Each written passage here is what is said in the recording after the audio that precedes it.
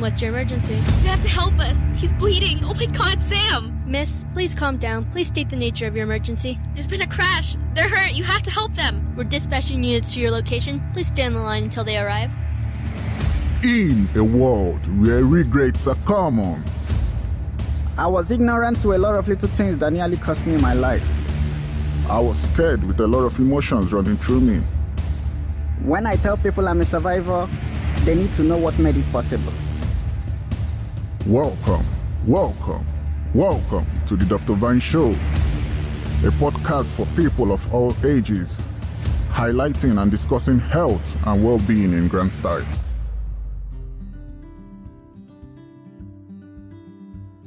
Welcome to another brand new episode of the Dr. Vine Show. Today we'll be talking about vaccines, the things we need to know about vaccines. More than 5 different vaccines are currently being used in the populations across the world to prevent COVID-19 infection. As a vaccine, its work is supposed to be to develop immunity against COVID-19 and SARS-CoV-2 virus in the body of the recipient. How does the COVID-19 vaccine work? The SARS-CoV-2 virus that causes COVID-19 infection is a round-shaped virus with protein spikes protruding from its surfaces. These spikes are responsible for the virus attaching itself to the host cells.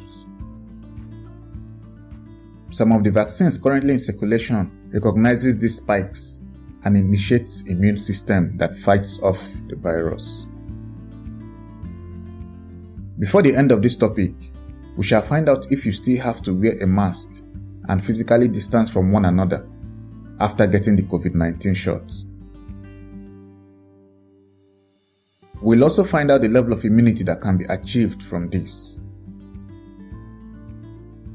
The 2 top COVID-19 vaccines in the US, the Pfizer and the Moderna vaccines, have been shown to lead to severe allergic reactions in 21 out of 1.8 million people who have received them.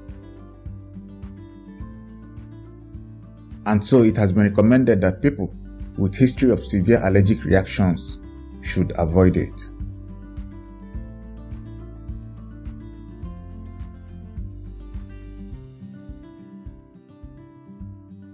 What are the common side effects? Injection site pain, fatigue, headache, muscle pain, chills, joint pain, fever. So far, 2 doses of the vaccine has been recommended by the FDA, the US Food and Drug Administration, with the gap between the 2 shots not more than 28 days. There have been cases of Bell's palsy reported with vaccination, but one that is of the same number in the population when sampled.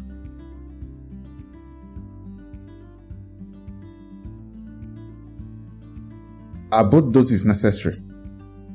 You may ask.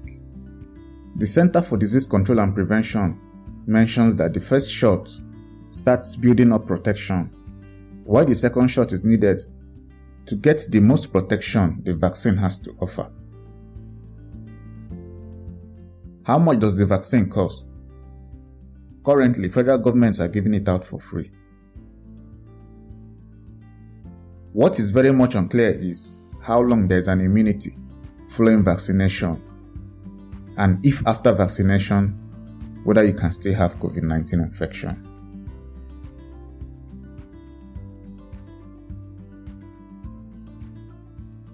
So if you've had COVID-19 infection, can you still take the vaccine?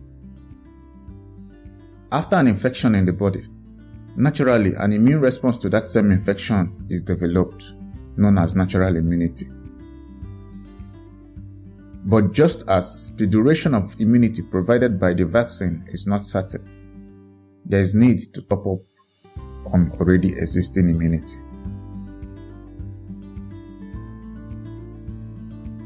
Up to date, we have been told that the vaccines are 94 to 95% effective. Months down the line, we can only tell how significant the vaccines are in preventing COVID-19 infections. Is it possible for the COVID-19 vaccine to give you COVID-19?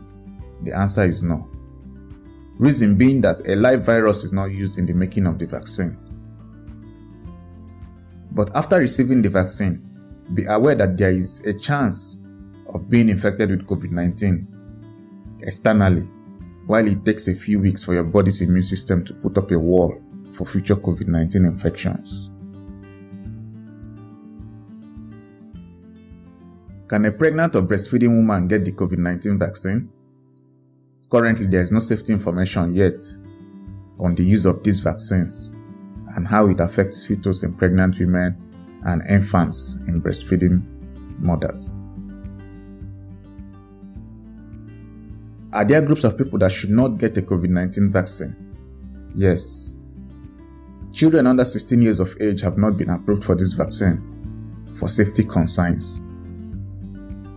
Just like I mentioned initially, people with history of severe allergic reactions may have to wait till a safer vaccine is developed.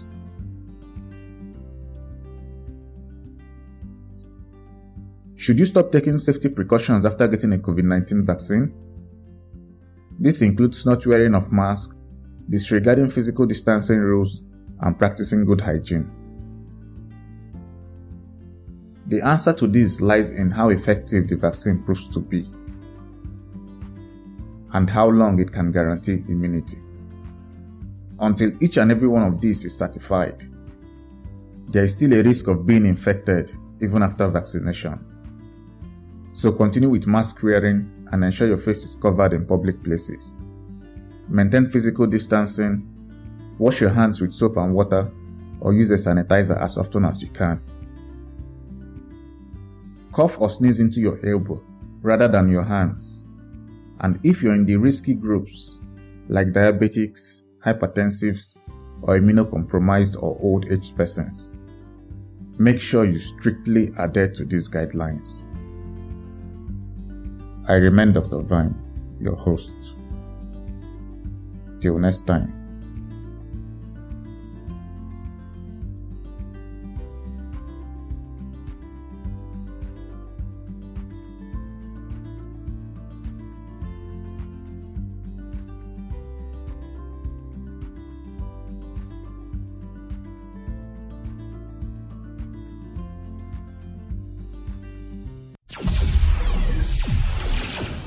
You are listening to the Dr. Vine Show, the most educative show on the planet.